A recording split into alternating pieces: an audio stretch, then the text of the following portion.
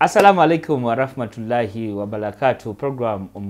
Program obutonde bose musango amanya Ibrahim Bagalaliwo webito webibera oli ku Salam TV era nga onako lwalero gwe alina ku Afro Mobile njagala kugamba tuli ne Honorable Joshua achikirira abayizi abaliko obulemu ku Kyambogo University ageza ko tulaga bichi ebitransferings mu bulamu bwe gwe nawe ali eyo byosobola omulabirako bobo obadde wenyoma ke kaseera oberenga standing up oberenga ogamba I can conquer this sigamba nti chi but story ye bobo ojulidde eri inspiring olaba kugambye ze byonna ebize bibaawo agambye wapi nze kyenjagala kye kino whatever the case nze I'm ready to face it so otandise oli awo GRC kale when I started contesting, then confirming that I have started contesting.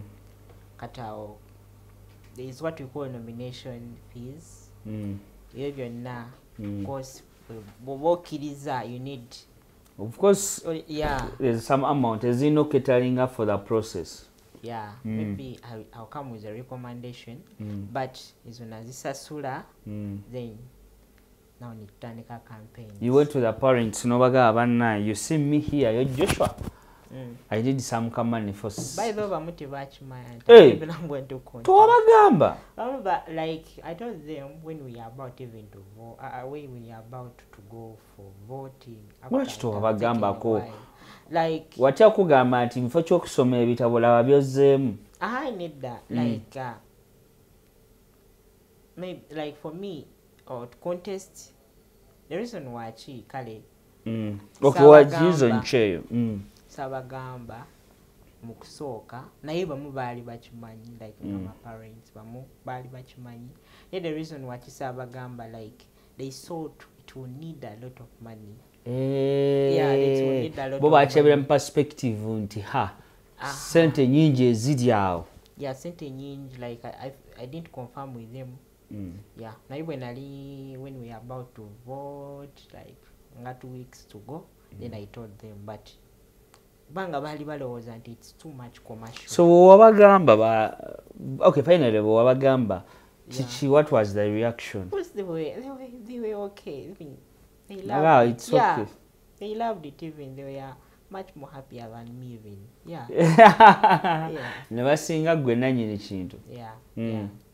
But I started campaigning. Campaigning was not easy because you know, for us, with disabilities, accessibility, you find that some places is inaccessible. People with disabilities are scattered all over campus. Campaigning in them, going this side, it's not easy. Discrimination from the public. Yeah, some people you see, there is a way they view us as if we are like every time. We are ever yearning for something, even though like maybe you want some assistance in one way or the other, and you maybe stop someone, hey, like I want to know this and this. Someone even sometimes you'll ignore you, knowing like maybe you want to ask that give me more some command I want. Yeah, like there are a lot of things that happen. Then others were inspired, they started loving us. That Kale. There were so many things that happened in campaigns. Then we are contesting many, and the slots were very few. Now it started bringing divisions inside us, also people with disabilities. Hey. You know, we have different types of disabilities. Kale, it divided us even. Okay. Yeah, you find that maybe for us we are voting this category, for us we are voting this category, for us we are voting ideas, for us we are voting disability ideologies. I know. Because we are many and the stress we are very few. The pressure was there. Yeah, the pressure was there. But I think the best one. The best. Yeah. Oh, okay. Yeah.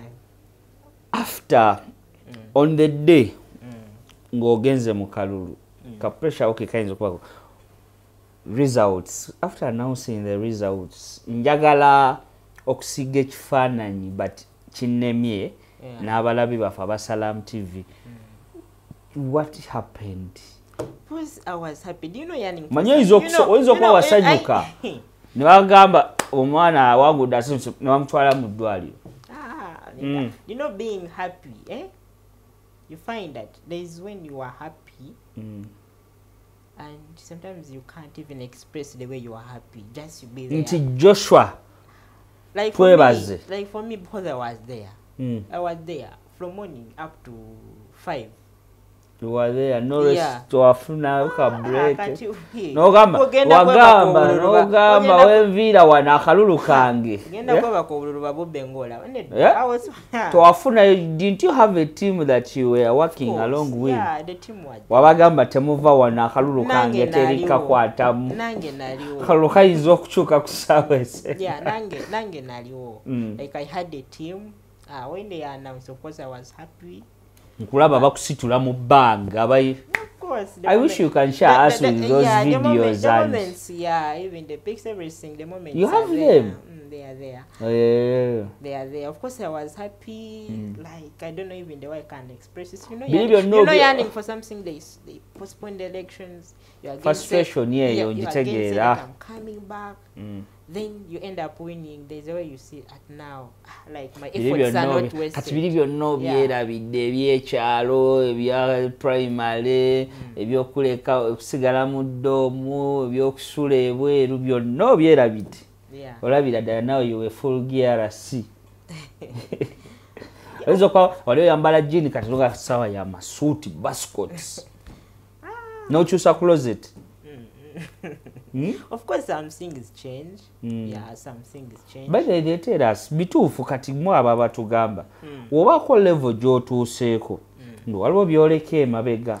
Mu byoleka emabega, there are certain people you leave behind. Of course. Hey. Kati now, okota kuba kweraga. Another, mofinanga positions, ebisere bisinga. Sometimes, ofunako abantu. Ebisere bisinga twagalako abantu abakugattako. So atakugattako. Nedda now atokikute bubi nedda. Sometimes nedda kati there is a certain category of people kati bogenda kogerako nabo you find that they requesting for an advice, requesting for something like this and this and this. But a certain group of people who might, these are my friends, we need to hang out for something, you get there's a way you categorize yourself and you categorize the people you are with. Yeah. But most people, waliwo abeeraga, for me, I take it normal because I'm from a humble background and you know everything. I know everything. I pass through a lot. I can't say that maybe I can say what and what. I'm somewhere. No. You know what? Tugambe campaigns. Campaigns. Njabba wa chino. Ela, this is my manifesto. You speak heaven and earth. No problem. The twasanga nti. Nobody about campaigning a while. But 2 weeks. And I think, by the way, we need to thank Chambogo. Chambogo is inclusive and. Of course, it gives an opportunity for people with disabilities to participate. But in it allows political parties. Although me, that was what that was my next question. Which political party were you? I was just there. You are independent. I was just there. I wasn't boss. I was an intersection. Okay. Ania, which political party took the second position after you? After me? Yes, because you were the winner. Twali babiri, twagenda babiri. Yeah, the sad. Because Snoop was the first, I was the second, there's Snoop again. Snoop again, then there's another political party that is there, mostly at campus. Yeah. Wakuba abakalulu. Tosaga, oli w'amaanyi. Yeah, of course. Okay, kati awo najja nowangudde basically gwe nga gwe omuyizi oba gwe nga omuntu. What are those challenges zo facing gwe nga gwe? Oyinza okuba with campus oba at secondary school oba anywhere challenges zo facing no God, there are the challenges they facing but yeah, so many challenges I have faced me myself and due to now I'm reading a certain group of people whom we share the same ideologies and concepts. There's the challenges they face, and even me, I normally take them as mine. For me, way back, I faced a challenge of stigma. Yeah, like you find that you are stigmatized by a certain group of people, inaccessibility, you know. You find that you can't go to some places. The way people perceive about disability. You know, there's this situation whereby someone knows, someone knows that you're good. Also, like now, I can be here with you and you say that I'm good. Like, I'll be here talking with you every time. Yes. But for you inside your heart, because there's someone who told you that people with disabilities, like, there's a way they act. Kati nobwemba njogera nawe, we will talk and talk, but you will be looking for that negativity. That negativity. Because abanji balinako ka inside bias. Like nobwasanga omuntu ng'abadde amwagadde, ajja ku pretending abeereko naye banyumye bakole ki everything. But ajja kubanga if that thing comes, kali kabadde anyonya. Oh, it's true. Kajira onogamba bannaye. Okola menso bemu. Okole yes. Nagamba bannaye. People with disabilities are very hard people. So that one is a problem. Now when you go to campus, the problems are so many. You find that some of us with personal assistants find that you are not able to pay for your personal assistant. Like those students who are on private.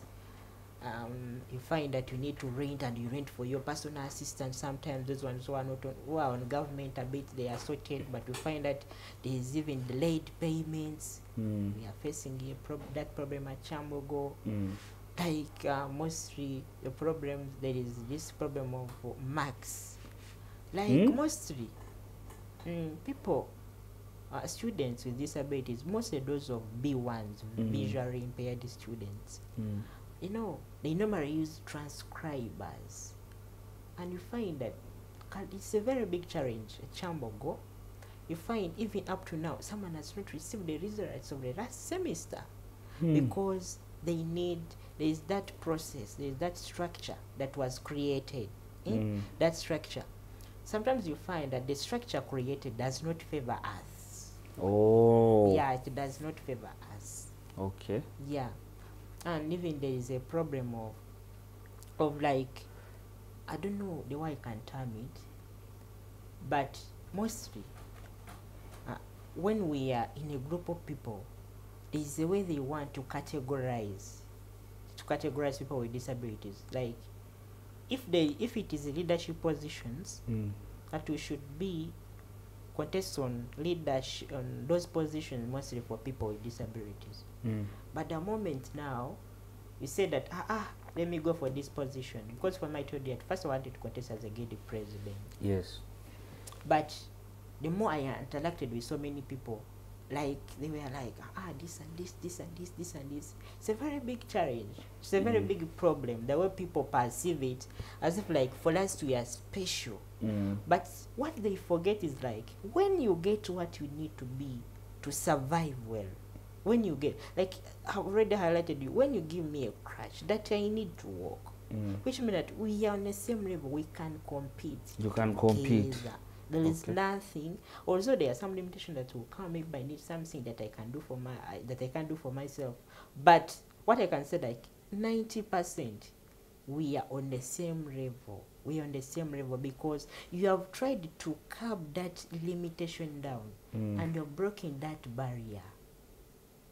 So, to challenges zonna, what solutions gwenga gwezo wafuna? Solutions? Yes, to all the challenges. Even aliye agambe, Mr. I've learned something from Joshua. When you have this challenge, this is the solution. Okay, for me, first of all, I believed in myself. For me, I'm a person who do not give up. I say if I want this one, I will try hard again. You believed in yourself since day one? Yeah, for me, I believe in myself. That is the first thing. The next thing, I'm a self-advocate of my own. Okay. And being a self-advocate, has helped me to be an advocate of others in different association organizations and at university. The sad thing, you should not take a disability as an advantage.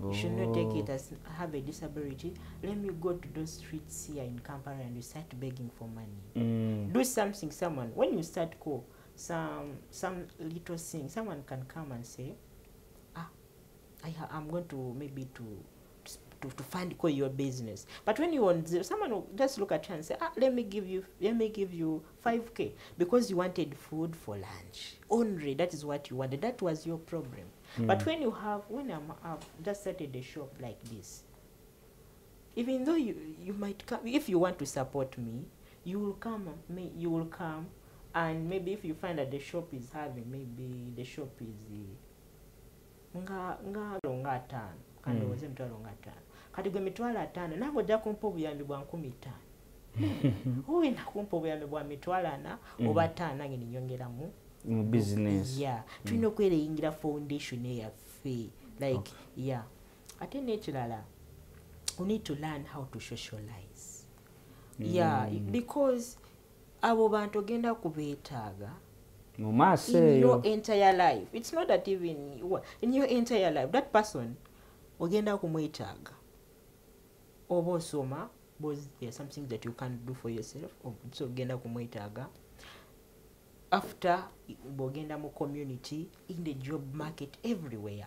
Kale, we should remove that cussing in us that maybe we are special. Oh no, we are not special. We are not special. Although we need some special attention and care, but we are not special. And the next thing I would wish everyone to know is that a disability, it just comes, it comes when you are not prepared for it. And it can come today, tomorrow, every time. So esawa yonna disability sobola okujja. Disability weweze jiwolo coming. Because even though you can say that for me, what and what, even though those first stages are not easy, but you will come it the way it is. When you will come it, you will learn how to live with it. Togenda kubeere yo mu depression. You will not be there like mu mind zo ngolowooza kino notandika abantu notandika kubavumira bwerere like choosing people for nothing. You remember, even some people, they don't know much information about disability. That now I enter here, I find that you are not inclusive. Maybe you are not inclusive. Now, instead of talking what you can do for me, now I start abusing you. You know, like for example, what and what, like those kind of things. Ate n'ekirala, people with disabilities, we need to first love ourselves.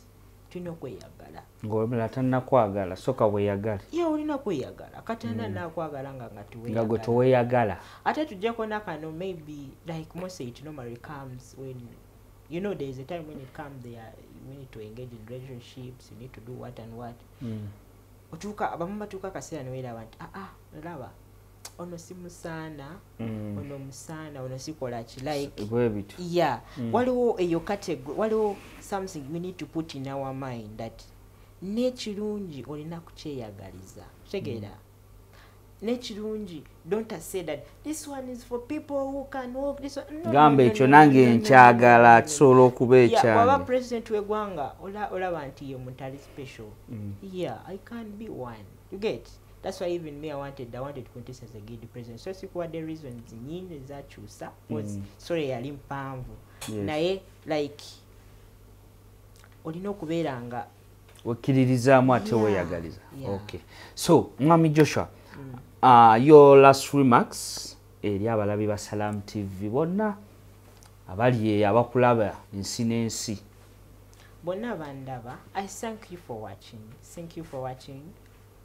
And I wish byonna bye mulabye you take just ne bwoba toyagadde byonna jamu katono kolaba nti kagenda kukugasa. ate bonna I thank everyone who have contributed anything, even though 100 to me wherever I am right now. I thank you. I thank my parents. I thank everyone. I thank students at Chambogo University. I thank everyone there that who have like buli muntu yenna gwembadde naye kubanga I can't mention and I finish. There are so many people I can't mention and I finish. Yeah, Byomu, I thank him so much. Thank you for being part of my family. You are my new family now I have. All right. Naffe twesimye okubanga wasalawo nogaakojje osharinge that inspiring story eri abalabi ba Salam TV. Noza even next time tunaba tukwetaaze mukama waffe ojja kujja. Kale nyange njagala okubanga mbebaza mwenna ababadde ku Salam TV mwebale nnyo mwebalire ddala emboozi bweto wesobodde okubanga ekomekerezebwa byonna byowulidde nsaba obitwale mu mutima mulungi ate kibeere nga ebeere entandikwa y'okuba nti okyusa obulamu bwo. Amanya Ibrahim Bagalaliwo sikana omulundi oguddako. Assalamu alaikum wa rahmatullahi wa barakatuh.